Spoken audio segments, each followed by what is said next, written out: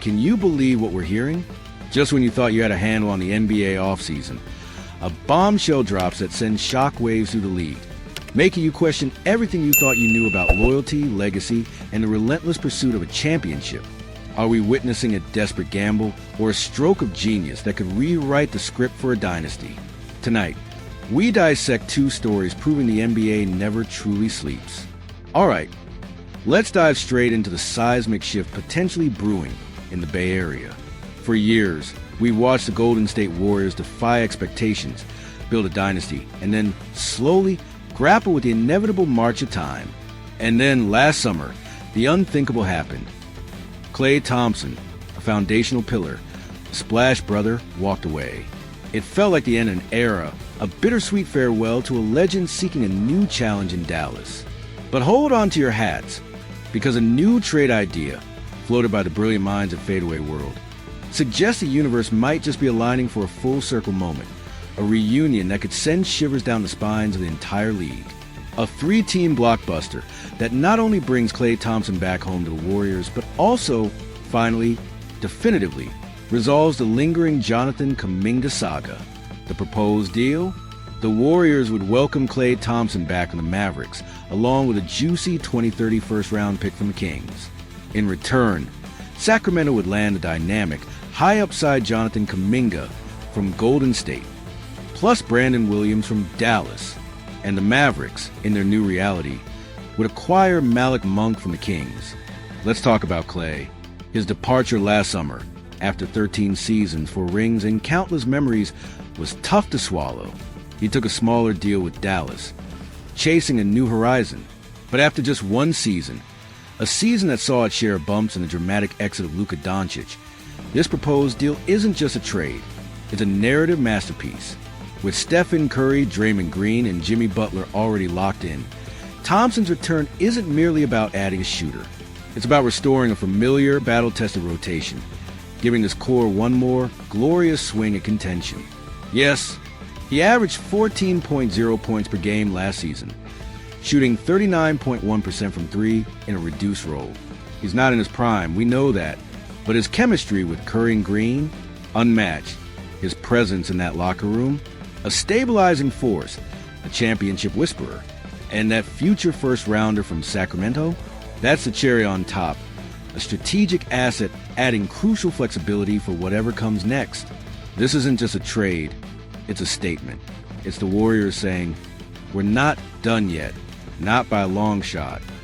Now, let's pivot to Jonathan Kuminga, a young man brimming with talent, ready for a bigger stage. The whispers have been growing louder. Kuminga is clearly ready for a more prominent role, and reports suggest he turned down an extension offered earlier this offseason. He posted 15.3 points, 4.6 rebounds, and 2.2 assists last season, shooting a respectable 45.4%. He's flashed brilliance, moments of pure, unadulterated stardom, but his fit under Steve Kerr has always felt rocky.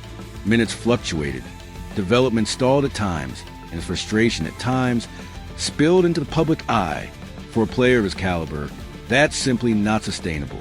Enter the Sacramento Kings. Could this be the perfect landing spot? With a faster pace, a more open system, Kuminga would have the room, the freedom, the opportunity to grow into the two-way star many still believe he can be. This isn't just about potential. It's about unlocking it. They'd also pick up Brandon Williams, a microwave scorer who quietly shot 40% from deep last season, averaging 8.3 points off the bench. For the Kings, this is a calculated swing, a bold bet on a talent that could elevate them to the next tier. And what about the Dallas Mavericks? For them, this deal isn't about reloading. It's about navigating their current reality, a reality shaped by Kyrie Irving's ACL injury and the seismic shift of the Doncic era ending. They've already brought in D'Angelo Russell to steady the backcourt, but adding Malik Monk gives them another proven scorer, someone who can ease the offensive burden on Anthony Davis in the interim. More importantly, this trade signals a clear shift towards the future. With Cooper Flagg joining the franchise as the #1 overall pick, Dallas is preparing to turn the page, to begin building around its new cornerstone, Monk, who averaged 17.2 points, 5.6 assists, and 3.8 rebounds last season, brings immediate scoring punch off the bench to a team on the cusp of a brand new chapter. When you look at it from every angle, this truly feels like a win-win-win scenario. The Warriors get the best of both worlds, a clean resolution to the Kuminga situation, and the triumphant return of a franchise legend. Klay Thompson has the chance to finish what he started, reunited with the teammates who helped define a dynasty. Sacramento takes a calculated swing on upside, betting on Kuminga's untapped, explosive potential.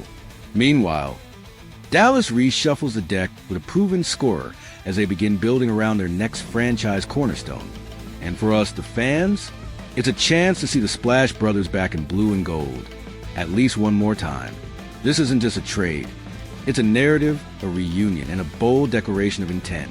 From the grand narratives of potential dynasties and blockbuster trades, we now turn our attention to a different kind of story, one that tugs at the heartstrings of every dedicated fan. It's about the unsung heroes, the fan favorites who embody hustle and heart, only to face the harsh realities of the NBA's business side. We're talking about Pat Spencer and the clear message the Golden State Warriors have sent regarding his future. If you've been following the Warriors offseason, you probably felt that familiar pang of disappointment. The team has made it abundantly clear they're seeking at least one veteran guard to shore up their backcourt next season. While that's a logical, strategic move for a team aiming for contention, the unfortunate consequence is that fan-favorite two-way guard Pat Spencer remains an unrestricted free agent. It's a quiet, almost unspoken sign that his time with the Warriors has, in all likelihood, come to an end. It's a bittersweet pill to swallow. While bringing in more experienced hands will undoubtedly help offset some inconsistencies from younger players like Buddy Hield and Brandon Podziemski. The finalization of Spencer's departure will be a sad moment for many Golden State faithful.